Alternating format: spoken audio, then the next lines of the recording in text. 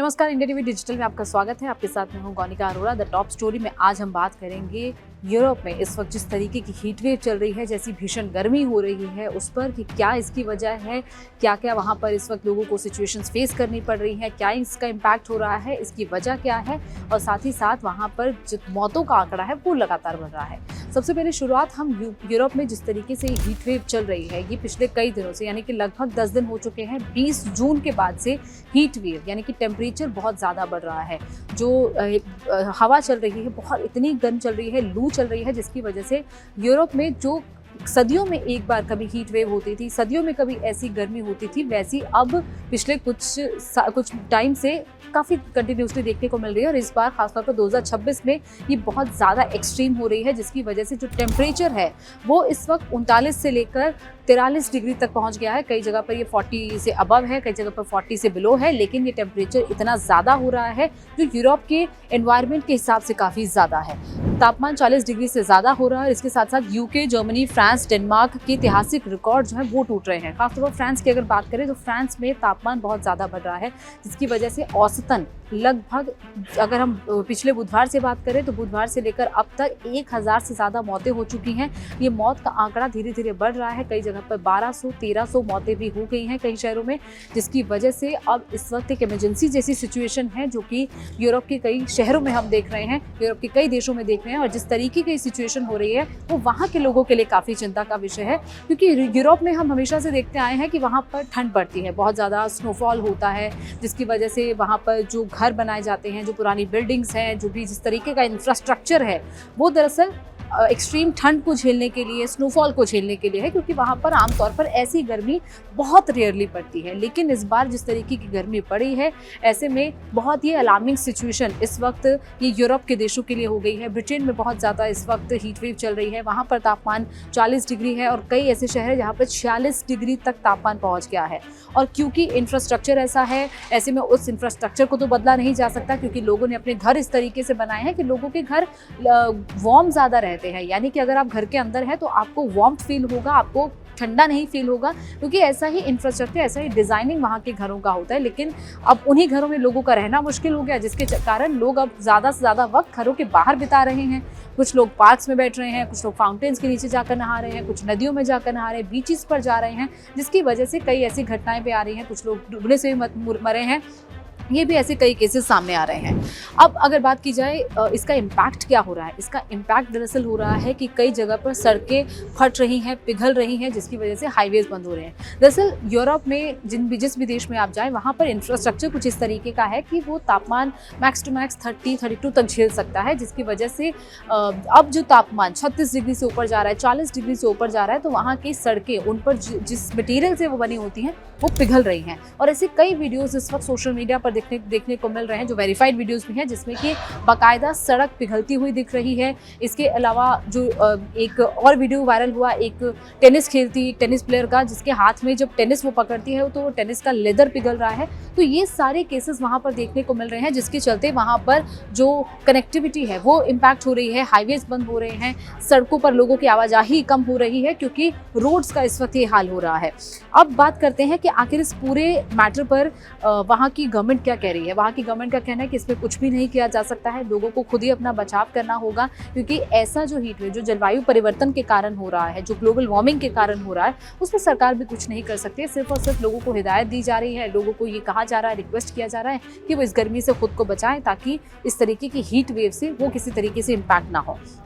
अब बात करते हैं कि ये आखिर होता क्यों है। दरअसल पिछले कुछ वक्त से आप लगातार एक शब्द सुन रहे होंगे जो हमने अपने स्कूल्स में पढ़ा, कॉलेज में पढ़ा, ग्लोबल वार्मिंग। ग्लोबल वार्मिंग एक ऐसा इम्पैक्ट है, जो एक जलवायु परिवर्तन है, जो धीरे धीरे बहुत ज़्यादा बढ़ रहा है, जिसकी वजह से इस वक्त पूरा एनवायरनमेंट इम्पैक्ट हो रहा है। खासतौर पर यूरोप में उसका इम्पैक्ट सीधे सीधे देखा जा रहा है। इंडिया में भी अगर आप कहें, टेम्परेचर पिछले कुछ सालों की तुलना में अब काफ़ी ज़्यादा बढ़ने लगा है। आपको दिन में और रात में कोई फ़र्क नहीं दिखाई देता। दिन और रात में टेम्परेचर बहुत ज़्यादा रहता है, बहुत गर्म रातें रहती हैं, और ऐसी ही गर्म रातें इस वक्त यूरोप में भी देखी जा रही हैं। बहुत ज़्यादा रात में भी गर्मी हो रही है, जिसके कारण लोग रात में भी घरों में नहीं रह पा रहे, उनको रात में भी रिलीफ नहीं मिल रहा है, और दिन में तो इस वक्त टेम्परेचर ज़्यादा है ही है।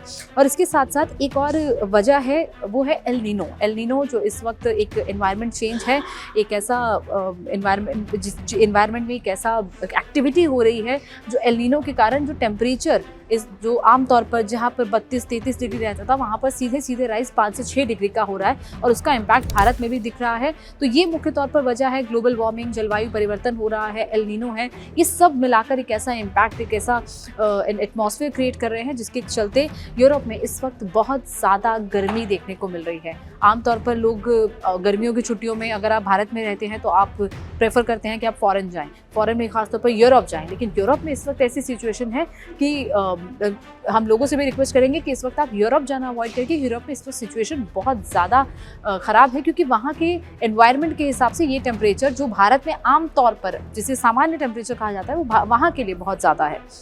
और इसके साथ साथ ये जो इस वक्त वहाँ पर एनवायरनमेंट चल रही, जो हीट वेव चल रही है, जो गर्मी है, उसे सदी में एक बार आने वाली गर्मी कहा जाता था, लेकिन अब ये 2026 में भी है, 2027 में भी हो सकती है और इसके साथ साथ पिछले कुछ सालों में भी ये देखा है। अगर हम बात करें 1950 से लेकर 1999 तक तो 5 बार ही हीट वेव, यानी कि पिछले तब 50 सालों में सिर्फ 5 बार ऐसी हीट वेव आई थी, लेकिन 2000 से लेकर 2005 तक ऐसी हीट वेव 20 बार आई है और अब 2026-2027 में भी ऐसा ही इस वक्त सर्कमस्टांसेस दिख रहे हैं कि यूरोप में बहुत ज़्यादा हीट वेव हो रही है। अब इसका इम्पैक्ट क्या हो रहा है? हाईवेज तो हो रही हैं, लेकिन उसके साथ साथ रेल और ट्राम की सेवाएं भी प्रभावित हो रही हैं, बाधित हो रही हैं। वो इसलिए हो रही हैं क्योंकि वहाँ पर जो पावर ग्रिड है, जो बिजली की ग्रिड है, उन पर बहुत ज़्यादा इम्पैक्ट हो रहा है। लोगों में इलेक्ट्रिसिटी की डिमांड बढ़ रही है, वहाँ पर बिजली कटौती हो रही है। सोचिए, भारत में आपने पावर कट सुने होंगे, लेकिन यूरोप में आप पावर कट सुने ऐसा बहुत रेयर होता है। लेकिन इस वक्त बिजली की सप्लाई वहाँ पर इतनी ज़्यादा बढ़ गई है, लोग एयर कंडीशनर अपने घर में जो जिनके पास है वो यूज़ कर रहे हैं, जिसके कारण वहाँ पर इलेक्ट्रिसिटी की डिमांड बढ़ रही है और रेल और ट्राम को अब कम चलाया जा रहा है ताकि जो बिजली की आपूर्ति जो घरों में है, बिल्डिंग्स में है, उनको पूरा किया जा सके। और कई जगह पर ट्रेन्स लेट भी हो रही हैं क्योंकि ट्रेन्स की संख्या को कम कर दिया गया है। बिजली और न्यूक्लियर प्लांट, इनकी क्षमता पर असर पड़ रहा है क्योंकि ज़्यादा बिजली की डिमांड हो रही है। कई ऐसे, देखिए मैंने आपको पहले बताया कि जो इंफ्रास्ट्रक्चर है वहाँ का वो इस तरीके का है कि घर गर्म रहते हैं, बिल्डिंग्स गर्म रहती हैं और यही वजह है कि लोगों के घरों में एयर कंडीशनर तक नहीं है। वहाँ पर हीटिंग सिस्टम होता है लेकिन कूलिंग सिस्टम नहीं होता है। वहाँ की अगर आप इस वक्त जो वहाँ से वीडियोज़ आ रहे हैं उसमें दिख रहा है कि जो दुकानें जहाँ पर इलेक्ट्रॉनिक डिवाइसेस मिलती हैं, जहाँ पर आप एसी खरीदने जाएं, कूलर खरीदने जाएं, फैंस, वो वहाँ पर आउट ऑफ स्टॉक हो रहे हैं, कई लोगों को मिल नहीं रहे, मारामारी हो रही है। और जिन लोगों के पास है ही, वहाँ पर इस वक्त डिमांड बढ़ गई है इलेक्ट्रिसिटी की, जिसके चलते इस वक्त न्यूक्लियर प्लांट्स पर बहुत ज़्यादा बर्डन पड़ रहा है। बहुत ज़्यादा इमरजेंसी केसेस आ रहे हैं, ख़ासतौर पर ये जो डेथ हुई हैं, जो 1000 से ज़्यादा मौत का आंकड़ा है, ये इसमें 85% 80 to 85% ऐसे लोग हैं जिनकी उम्र 65 साल से ऊपर है, यानी कि जो सीनियर सिटीजन्स हैं। ऐसे लोगों को हिदायत दी गई है वो अपना ध्यान रखें, वो घर से बाहर कम निकलें, ठंडी जगहों पर रहें ताकि वो इस हीट वेव से अपने आप को बचा पाए। और यही वजह है कि हॉस्पिटल में इमरजेंसी केसेस बढ़ रहे हैं क्योंकि वहाँ के लोगों को इतनी ज़्यादा गर्मी झेलने की, हीट वेव झेलने की आदत नहीं है, जिसके चलते वहाँ पर अस्पतालों में इस वक्त बहुत भीड़ है, बहुत ज़्यादा इमरजेंसी केसेस देखने को मिल रहे हैं। डॉक्टर्स इलाज कर रहे हैं लेकिन केसेस लगातार बढ़ रहे हैं। इटली और यूके की बात करें तो रेड एम्बर और हीट वेव की वार्निंग जो पहले भी लागू की गई थी, जो 20 जून से लगातार चल रही थी, अब उसको फिर से 2 दिन पहले फिर से उसे एक्सटेंड कर दिया गया है, यानी कि आगे भी ये हीट वेव हो सकती है। हालांकि जो जानकारी सामने आ रही है वहाँ से कुछ जगह ऐसी हैं जहाँ पर अभी फिलहाल हीट वेव से थोड़ी सी राहत मिली है, लेकिन ये राहत इतनी ज़्यादा नहीं है जो नॉर्मल, अगर हम कहें नॉर्मल सिचुएशन में ये इस वक्त इस वक्त ब्रिटेन या यूके आ गया है तो वैसा नहीं है। अभी भी वहाँ पर हीट वेव, एम्बर वार्निंग जो है वो इस वक्त है और गर्मी में मौतें ज़्यादा हो रही हैं। सुरक्षा चेतावनियाँ अगर हम भी आपको कुछ बता देते हैं कि आप क्या क्या चीज़ों का ध्यान रखें।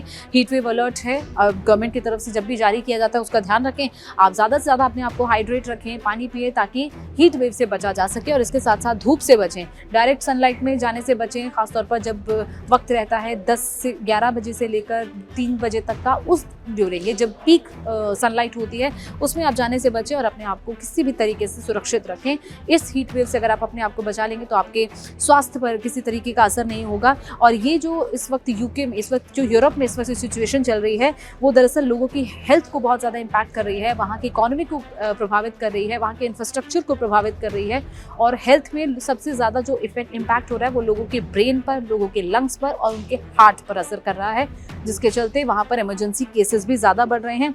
और ये जो तापमान बढ़ रहा है इसकी वजह ये भी है कि एक लंबे समय से बना हुआ हाई प्रेशर सिस्टम है उसका दबाव है और यूरोपीय देशों का इंफ्रास्ट्रक्चर जिस तरीके से का है वो इस तरीके की हीट वेव को झेल नहीं पा रहा है और यही वजह है कि इस वक्त वहाँ पर ऐसी सिचुएशन हो रही है। कई जगहों पर जंगलों में आग लगने की भी खबर सामने आ रही है, जो आग कई किलोमीटर तक फैल रही है। ऐसे में यूरोप के कई देश यूरोप की जो सिटीज़ हैं उनके सामने ये चैलेंज है कि कैसे इस हीट वेव से निपटा जा सके और आने वाले कुछ दिन और क्रूशियल हो सकते हैं। यूरोप में अगर इसी तरीके का एनवायरनमेंट रहा तो आने वाले दिनों में और ज़्यादा प्रॉब्लम हो सकती है।